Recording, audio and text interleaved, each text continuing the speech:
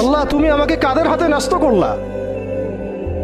ইলা আদুইন বাঈদিন ইয়াতাহাজ্জামুনি, আমাকে ঘর থেকে এত দূরে এনে, সেই মক্কা থেকে কত দূরে, আমাকে ঘর থেকে এত দূরে নিয়ে এসে আল্লাহ তুমি তোমার শত্রুদের হাতে আমাকে ন্যস্ত করলা। ইয়াতাহাজ্জামুনি, যারা চতুর্দিক থেকে আমাকে পাথর মারতেছে।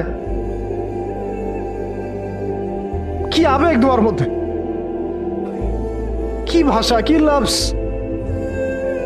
ইলা আদুইন বাঈদিন ইয়াতাহাজ্জামুনি, তুমি আমাকে আল্লাহ ঘর থেকে বের করে এত দূরে নিয়ে আসলা, শত্রুদের হাতে সোপর্দ করলা, তারা আমাকে চতুর্দিক থেকে পাথর মারতেছে।